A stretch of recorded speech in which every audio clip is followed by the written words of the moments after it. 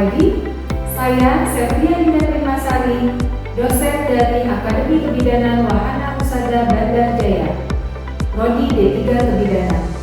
Di sini saya mengampu mata kuliah penyakit kelainan pada kesehatan reproduksi yang sesuai dengan kepaparan saya di cabang ilmu kesehatan reproduksi. Mata kuliah PKPKR ini diberikan kepada mahasiswa semester 2 dengan bobot 2 SKS.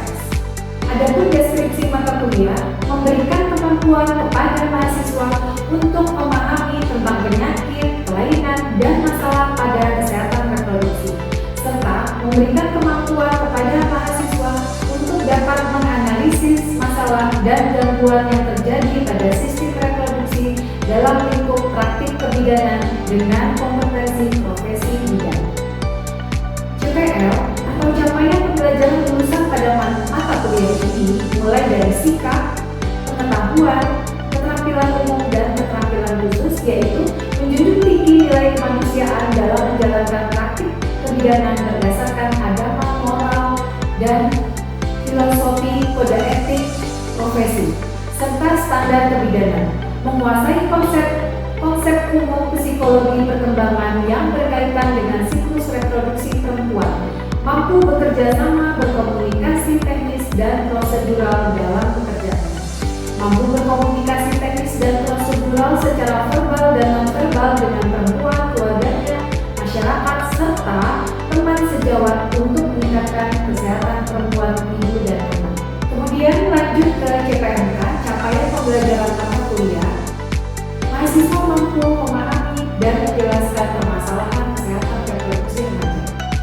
Saya menggunakan teknik pembelajaran DIA, yaitu Delivery, Interaction, dan Assessment, yaitu penyampaian, interaksi, dan penilaian yang digunakan untuk merancang proses pembelajaran efektif, memastikan bahwa materi tersampaikan dengan baik, dengan interaksi yang memadai, dan mencapai hasil belajar yang optimal. Pada delivery atau penyampaian materi pembelajaran di sini adalah permasalahan kesehatan reproduksi remaja dengan submateri, definisi remaja, klasifikasi remaja, kesehatan reproduksi remaja, seks pranikah, pernikahan dini atau usia muda, kehamilan di luar nikah, dan penyalahgunaan nafsa. Pada teknik delivery, tahap di mana materi pembelajaran disampaikan kepada mahasiswa, penyampaian ini melalui metode pembelajaran seperti ceramah, video, presentasi, dan interactive learning. Interactive learning adalah pendekatan pembelajaran yang melibatkan siswa secara aktif dalam proses pembelajaran, bukan hanya sekedar menerima informasi. Saya menggunakan metode pembelajaran interaktif seperti diskusi kelompok dengan tujuan meningkatkan pemahaman dan retensi materi melalui partisipasi mahasiswa dalam pembelajaran. Adapun bahan dari buku dan bahan bacaan, tujuannya adalah agar materi tersampaikan dengan jelas dan menjadi paham. Saya juga menggunakan buku rujukan tentang kesehatan reproduksi, penyakit dan gangguan sistem reproduksi, dan juga pendukung dari jurnal nasional maupun jurnal internasional, termasuk integrasi keilmuan dengan materi ini, yaitu penelitian dan pengabdian masyarakat yang sudah saya lakukan dalam bentuk publikasi jurnal terakreditasi singkat dengan judul The Influence of Social Media on Adolescent Knowledge About Reproductive Health. Kemudian publikasi pengabdian kepada masyarakat terakreditasi nasional, promosi penyuluhan kesehatan reproduksi remaja dan bahaya kehamilan di luar nikah dalam komunitas, dan ada juga publikasi terakreditasi untuk PKM-nya, yaitu penyuluhan sosialisasi tentang bahaya dampak pernikahan dini dan bullying pada remaja. Kemudian pada interaction atau interaksi antara dosen dan mahasiswa, mengacu pada bagaimana mahasiswa terlibat dalam proses pembelajaran, baik dengan dosen maupun dengan sesama mahasiswa. Bentuk interaksi di mata kuliah saya berupa tanya jawab, tugas individu, tugas kelompok atau small group discussion, di mana small group discussion itu adalah bentuk model pembelajaran diskusi yang Komunikasi yang baik membantu mahasiswa untuk memperdalam pemahaman, berbagi ide, dan belajar satu sama lain. Refleksi materi di sini menjawab pertanyaan yang telah disediakan baik secara langsung atau menggunakan aplikasi, contohnya WhatsApp, di mana saya fungsikan sebagai media sharing, sehingga mahasiswa bisa berkonsultasi dan bertanya terkait materi pembelajaran yang saya berikan. Kemudian, assessment atau penilaian. Penilaian adalah proses mengukur pemahaman dan penguasaan materi oleh mahasiswa, di mana yang telah kita sepakati di awal perkuliahan. Penilaian pada mata kuliah PKPKR dilakukan dengan penilaian dari aspek kehadiran, kuis, tugas individu, tugas kelompok, UTS, dan UAS. Jadi pada penilaian terdapat tugas kelompok small group discussion, yaitu penilaian dengan metode pembelajaran yang melibatkan interaksi antar anggota kelompok kecil untuk pemecahan masalah, menganalisis dan mengeksplorasi topik.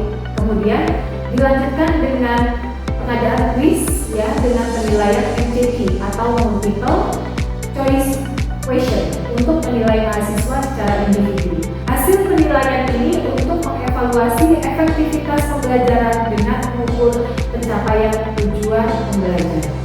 Demikian deskripsi pengajaran yang dapat saya sampaikan. Selanjutnya saya akan menampilkan video pembelajaran mata kuliah penyakit kelainan pada kesehatan reproduksi dengan materi permasalahan kesehatan reproduksi remaja. Wassalamualaikum warahmatullahi wabarakatuh.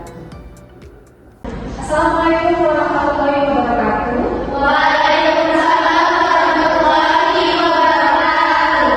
Apa kabar semuanya? Alhamdulillah, luar biasa, harus lebih baik. Alhamdulillah, semuanya sehat ya? Sehat ya. Tidak ada kurang suatu apapun. Alhamdulillah. Baik, sebelum kita mulai pembelajaran kita hari ini, kita berdoa dulu. Alvina, mohon dibimbing doa. Siap untuk mengawali pembelajaran pada siang hari ini, berdoa menurut agama dan kepercayaan masing-masing. Berdoa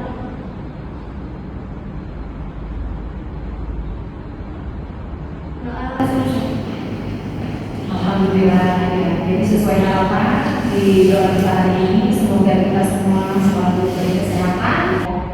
Baik, di sini Ibu mau mengaksen dulu ya kehadiran dari kalian. Ibu aksen dulu dari Alvina Rahmawati Fatika. Baik. Elvita Ziananta Wandira, Okta Aprilia, Nani Noviana Putri. Ya, sebelum memulai materi kita hari ini, Ibu akan mereview materi kita sebelumnya pada minggu lalu, yaitu tentang asuhan sepanjang siklus kehidupan. Masih ingat asuhan apa saja? Ada 5. konsepsi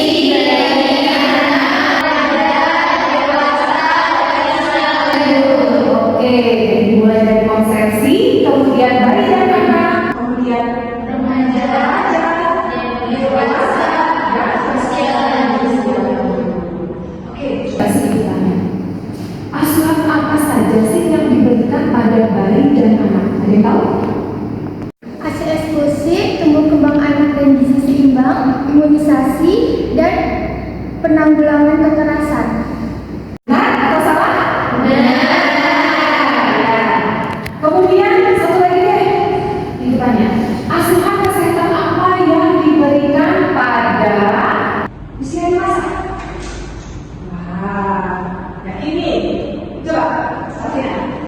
Asuhan yang harus diberikan pada usia dewasa yaitu yang pertama pencegahan penyakit menular seksual seperti HIV atau AIDS, yang kedua pelayanan kesehatan reproduksi yang berkualitas, yang ketiga pencegahan dan penanggulangan aborsi, yang keempat deteksi dini kanker dan kanker payudara dan serviks, dan yang kelima manajemen infertilitas. Ya, benar sekali. Ya, alhamdulillah berarti pertemuan kemarin untuk review materi kalian bisa ya, dan karena sekarang juga ada kaitannya dengan materi yang lalu, yaitu kita lebih menulis ke permasalahan kesehatan reproduksi remaja. Oke, ada capaian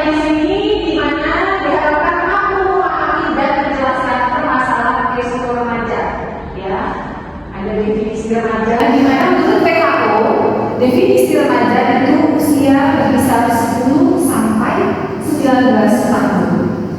Umur kalian berapa? 19.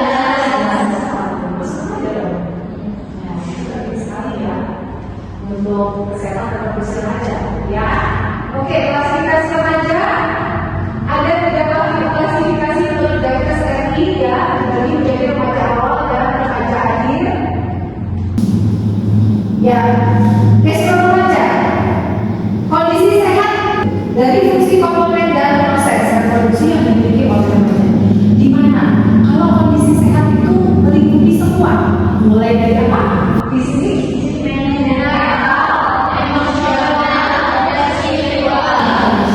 spiritual. Jadi kesehatan itu tidak hanya secara fisik, tetapi keseluruhan. Bahwa kita sehat fisik tapi memang tidak, ya kan? Bahwa kita sehat secara jiwa tapi fisiknya tidak. Begitupun dengan kesehatan secara emosional dan spiritual. Jadi keseluruhan itu kita sehat. Itu namanya kesehatan atau kondisi sehat secara keseluruhan. Oke, faktor yang mendasari pentingnya gastro remaja. Jadi memang sangat penting sekali dalam kesehatan reproduksi remaja, di mana pengetahuan remaja tentang gastro itu masih sangat rendah. Jadi memang penting ya untuk mengetahui kesehatan reproduksi remaja. Kemudian akses pada informasi yang benar tentang gastro yang sangat terbatas, ya. Kemudian banyak juga informasi yang menyesatkan dari berbagai media massa. Ya, di mana kadang kalau searching ya kan, buka-buka video TikTok atau apa, kita harus bisa memilih. Ya, jadi di sini banyak informasi yang menyesatkan dari berbagai media massa seperti majalah, koran, televisi, internet yang dapat memicu kehidupan seksual remaja menjadi semakin aktif. Inilah pentingnya penyalinan. Jadi tidak semua yang kalian dapatkan itu kalian perlu ketahuan. Kemudian gastro ini berdampak panjang dalam perkembangan dan kehidupan sosial remaja, jelas.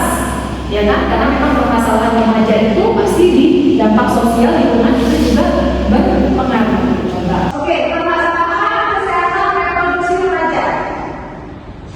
Kita mulai dari seks pranika. Ada yang tahu seks pranika itu apa? Ya. Melakukan hubungan seksual sebelum menikah. Iya. Judulnya seks pranika. Seks itu hubungan seksual, pranika itu sebelum pernikahan. Tidak, dari agama saja tidak dianjurkan, dosa, ya kan? Apalagi dari segi medis juga mengganggu, ya, kesehatan, terutama kesehatan reproduksi, ya, jangan diabaikan. Oke, kemudian pernikahan dini atau usia muda, berarti itu pernikahan yang seperti apa? Di bawah umur, ya, di bawah umur.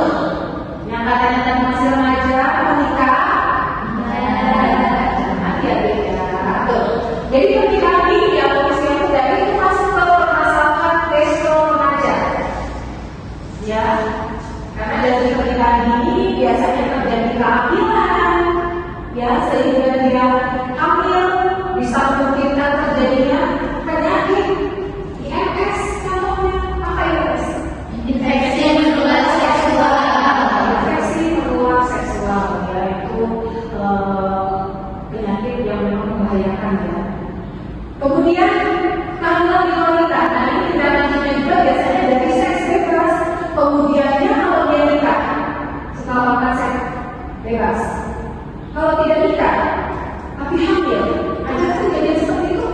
Nah, terjadilah namanya kehamilan di wanita, hamil tapi tidak punya suami, hamil tapi tidak ada pernikahan.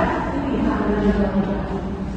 Nah, sama-sama saya hamil, masa depannya masih panjang, tapi harus hamil, yang harusnya bisa sekolah, kuliah, tapi harus urus anak. Nah, itu dari sosial itu sudah terganggu, apalagi dari sisi medis atau kesehatan, ya kan?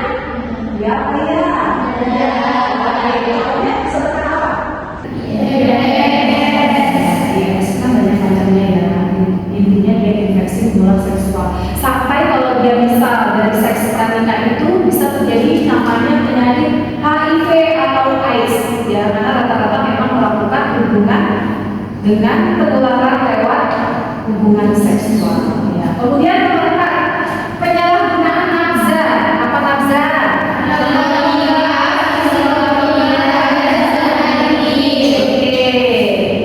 Biasanya ini untuk nafza ini masuk kategori seperti contohnya sabu-sabu, kodein, ya kan? Jadi kita suka macam-macam coba ya.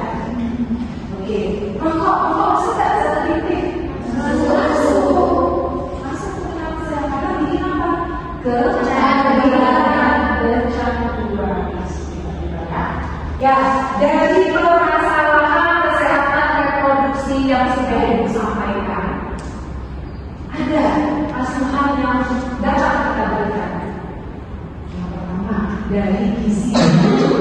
Ya, secara fisik gizi seimbang itu penting untuk tubuh. Ya kan? Mulai dari kebutuhan vitamin, mineral, ya kan? Protein, karbohidrat itu harus lengkap. Apalagi kalau sampai hamil, itu kaitannya biar anak itu tidak terjadi, apalagi sampai stunting. Jangan sampai, ya kan? Oke, kemudian dari informasi tentang risiko. Nah, makanya dari sekarang kita sebagai calon bidan ini harus bisa memberikan informasi apa saja sih yang penting yang harus kita sampaikan pada remaja khususnya. Ya. Kemudian pencegahan kekerasan seksual atau perkosaan, di mana tidak kriminal itu ya rata-rata ya pasti perempuan, ya kan? Ya ada perkosaan laki-laki. Belum dengar ya? Ya tuh. Jadi pencegahannya seperti apa? Ya kita harus memahami dan bisa memberikan konseling atau pendidikan kesehatan. Ya. Kemudian pencegahan terhadap ketergantungan nafza, karena biasanya dari lingkungan yang tidak baik atau masalah keluarga itu juga bisa mempengaruhi remaja untuk mencoba-coba hal baru, termasuk apa? Obat-obatan terlarang, nafza, narkotika, psikotropika dan zat HIV yang tadi sudah disebutkan contoh-contohnya ya. Oke, kemudian perkawinan pada usia remaja. Ini kaitannya sama perkawinan yang bukan pernikahan dini. Ya, usianya ya remaja yang memang sudah siap secara fisik dan mental, secara kesehatan reproduksi untuk melahirkan, hamil, menyusui. Nah, ini yang dinamakan usia remaja. Jadi masalah tadi tidak akan terjadi kalau kita menikah di perkawinan usia wajar. Kemudian pendidikan peningkatan keterampilan diri, ya tentunya kepercayaan diri, ya tindakan-tindakan positif, lingkungan positif, ya meningkatkan pendidikan, keterampilan pengetahuan itu sangat-sangat penting, ya karena sebagai remaja ini juga harus bisa ditingkatkan. Kemudian peningkatan kepercayaan diri, percaya diri mampu menerima kekurangan, ya jadi kalau ada kekurangan itu kita tidak boleh minder, ya harus percaya diri karena di balik kekurangan pasti ada kelebihan. Oke. Kemudian di sini Ibu akan mengevaluasi dengan tugas kelompok atau small group discussion. Jadi berkelompok sesuai kelompok masing-masing dan jaga tugas kelompok. Oke, gimana? Sudah selesai semua? Sudah. Siap untuk presentasikan hasil diskusinya? Mulai dari kelompok 1. Ya, silakan. Penyebab penyalahgunaan nafza ada beberapa faktor, yaitu faktor individu seperti individu rasa ingin tahu yang tinggi terhadap efek nafza. Yang kedua yaitu tekanan mental atau stres, masalah keluarga atau sekolah dan pekerjaan. Yang ketiga yaitu kurangnya kepercayaan diri. Dampak penyalahgunaan nafza seperti ketergantungan melakukan kriminal dan penularan penyakit seksual. Oke, untuk kelompok 2. Ya, silakan. Penyebab dari seks pranikah yang pertama adanya dorongan biologis, yang kedua pemberian fasilitas atau uang, yang ketiga kurangnya pengetahuan tentang seksual. Selain itu juga ada dampak seks pranikah. Yang pertama dampak fisik, contohnya kehamilan yang tidak diinginkan adalah resiko terbesar terutama pada remaja yang belum siap secara mental dan ekonomi. Yang kedua, bila terinfeksi penyakit bisa terjadi terinfeksi penyakit menular seksual atau PMS seperti HIV, AIDS, gonorrhea, sifilis, chlamydia dan lain-lain.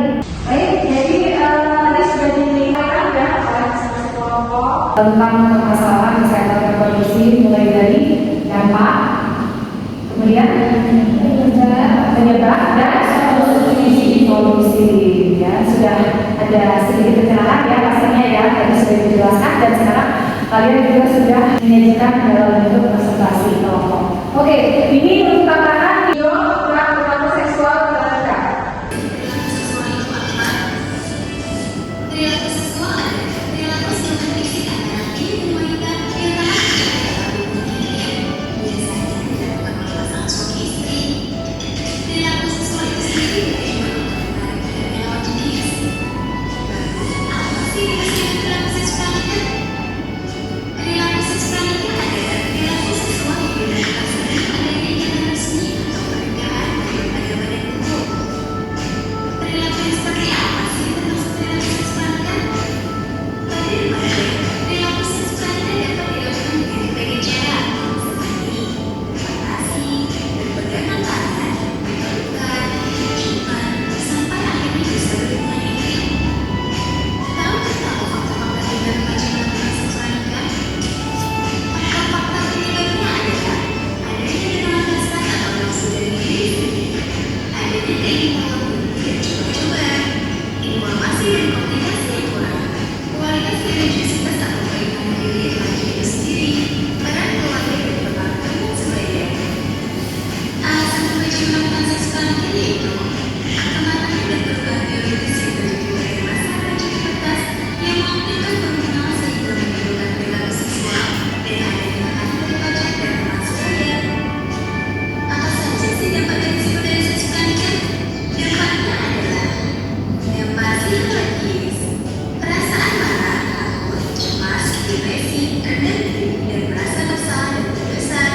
Dampak psikologis, hamil di luar dugaan atau kehamilan yang tidak diinginkan. Dampak sosial, kemunculan, putus sekolah, penurunan peran ibu, tekanan dari masyarakat yang mencoba dan melakukan tindakan tersebut.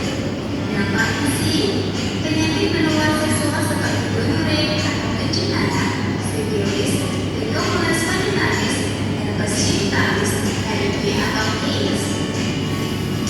Cara menghindari seksual nikah yaitu melibatkan pendekatan diri kepada Tuhan dan mengikuti kegiatan keagamaan di sekolah maupun di luar sekolah, melakukan kegiatan yang bermanfaat seperti berolahraga, mengikuti kegiatan organisasi di lingkungan masyarakat atau sekolah, mencari teman yang baik dan bergaul dengan lingkungan atau masyarakat yang baik, menolak ajaran dan menyibukkan diri dengan hal-hal yang berguna. Memacu cerdas, nafas, dan seterusnya. Oke, jadi dari video yang sudah ditampilkan ya sebagai tambahan referensi dalam materi kita hari ini, cara menghindari permasalahan kesehatan reproduksi remaja. Yang tadi pertama, kita dari dimana kita harus meningkatkan iman dan takwa. Fondasi penting ya bagi kita secara umat beragama. Jadi kita punya agama, jadi kita harus meningkatkan iman, takwa dan ibadah. Kemudian setelah itu ada isi dengan kegiatan positif, kegiatan bermanfaat yang lebih baik ya, jadi terhindar dari pergaulan yang